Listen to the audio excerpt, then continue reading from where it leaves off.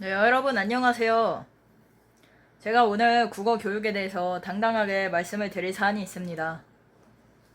네, 사실 언어학이라는 것은요, 본인의 실제로 감정이 드러나는 것이기 때문에 은유적 표현으로 누군가에 대한 악감정을 넣을 수도 있고, 누군가를 비난하는 감정, 누군가를 비방하는 감정을 그 말 속에 은유적이고 함축적으로 표현할 수 있습니다.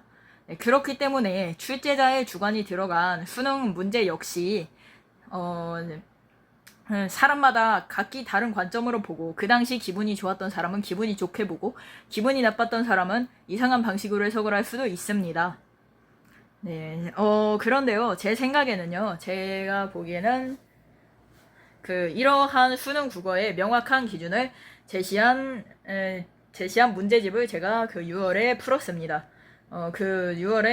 6월, 지금이 현재 6월이어서 이런 영상을 찍어봤습니다.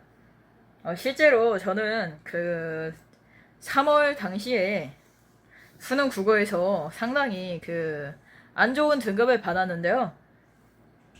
네, 하지만 그때 재수를 시작하고 나서 피렘 생각의 전개라는 문제집을 풀었습니다.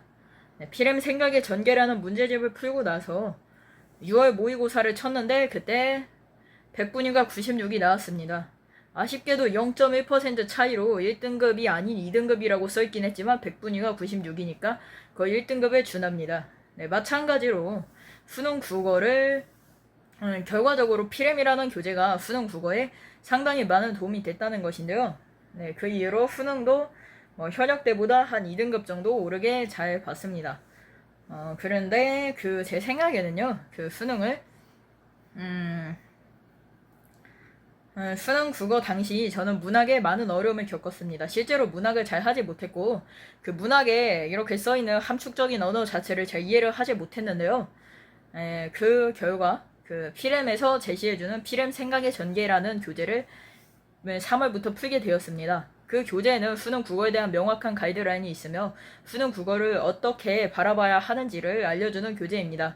그 교재를 통해서 모호했던 언어학이 구체적이고 형식적으로 저에게 다가오기 시작했습니다.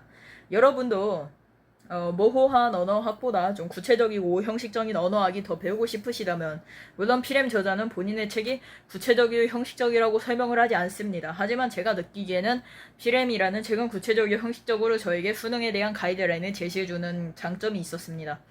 네, 그렇기 때문에 여러분도 그 문제집을 꼭 풀어봤으면 좋겠습니다.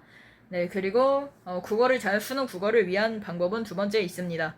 사실 원래 첫 번째가 가장 강력한 주된 무기입니다. 생각의 전개 문학편을 꼭 풀어보셨으면 좋겠습니다.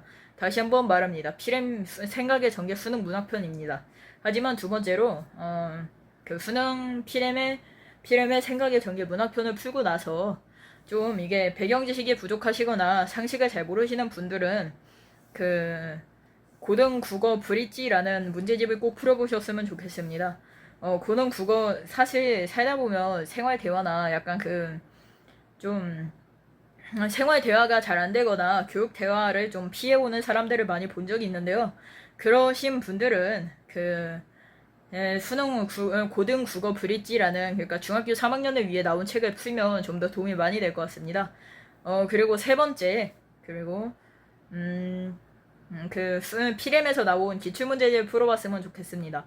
피렘 문학 몇 개년 기출문제집 이런 문제집이 있는데요. 그 문제집에도 저자가 생각의 전개에서 설명한 것을 이렇게 다시 설명을 하는 게 많습니다.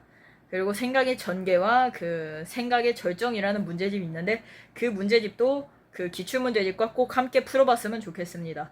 물론 생각의 전개 한 것만으로 완벽한 수능 실력을 만들 수 있지만 그래도 생각의 절정도 꼭 풀어보시기 바랍니다. 감사합니다. 모두들 수능 국어를 잘 보셨으면 좋겠습니다.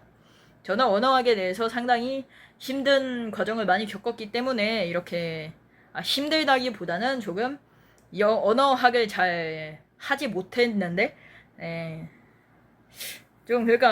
언어학 하위권에 머물렀던 거예요. 언어학 하위권에 머물렀던 적이 많지만 여러분은 하위권 말고 상위권의 인생을 살았으면 하기 때문에 이런 영상을 찍었습니다. 감사합니다.